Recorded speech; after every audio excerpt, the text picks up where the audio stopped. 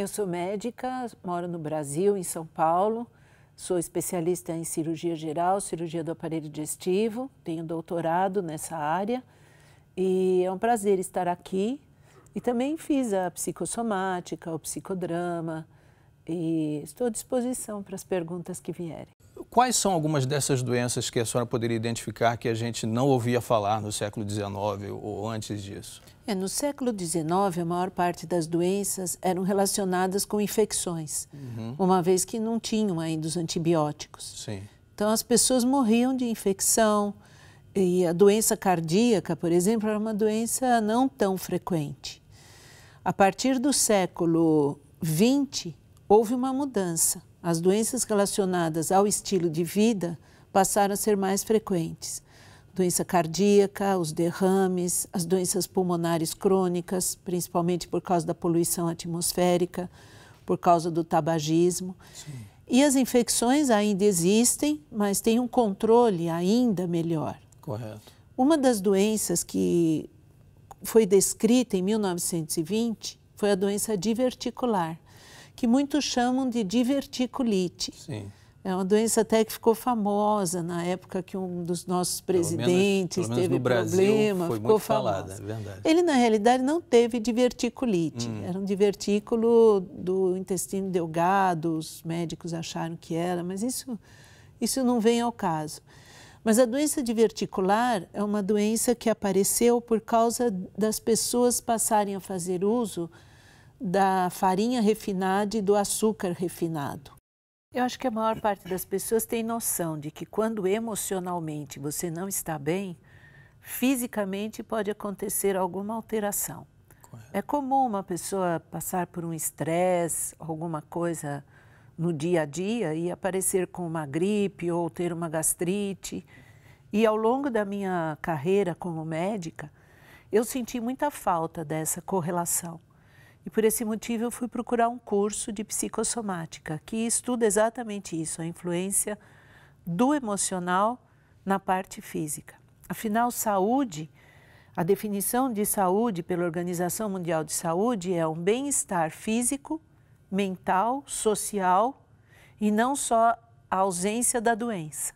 Se nós olharmos como é a pirâmide alimentar, ela recomenda que mais ou menos 60% a 70% da alimentação seja à base das fibras, que seriam frutas, verduras, legumes, vegetais, castanhas, o pão integral, um pouquinho de leite, um pouquinho de ovo, um pouquinho de carne, um pouquinho de doce. Sim.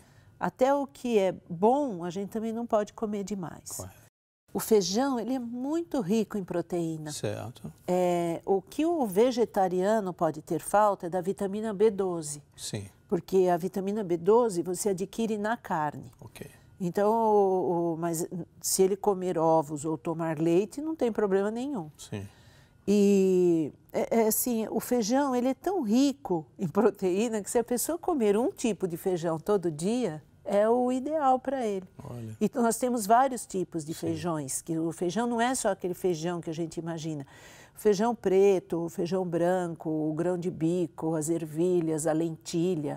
Então nós temos que tomar água antes de ter sede. Isso é porque se você tomar a água na hora que você teve sede, o teu corpo ele já deu um jeito de tirar o líquido de algum lugar. Ok. Então, nós não vivemos sem coração, nós não vivemos sem pulmão, não vivemos sem cérebro, mas a gente vive sem a pele. Sim. É possível. Então, às vezes a pele fica seca porque a pessoa não ingere água.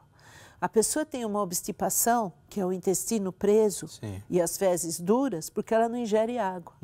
Pode desenvolver uma perda de memória. Pode ter alterações urinárias pela falta da ingestão da água. Até perda de memória, então? Perda de memória. Existem trabalhos que mostram que idosos, eles não tomam muita água. Porque o idoso, se ele toma água, ele necessita ir ao banheiro. Sim. E pela dificuldade de deambulação, ele não toma água. E muitas vezes a perda da memória é porque ele não ingeriu água. Então, o estresse, ele existe para nós criarmos. Por isso que ele é dividido em 3 fases. Alguns estudos mostram 4. Mas uma das fases é a fase do alerta. Sim. é aquele momento que, se eles gritarem fogo, eu tenho bastante adrenalina para sair correndo e me proteger.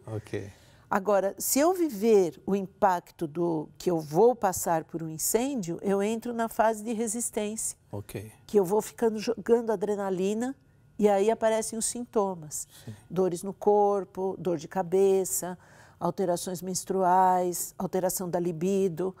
É a fase da resistência. Se o estresse continua e não resolve, entra na exaustão, que é quando aparecem as doenças, como a hipertensão arterial, o infarto do miocárdio, o aumento do colesterol, câncer, porque a pessoa não aprendeu a lidar com o estresse.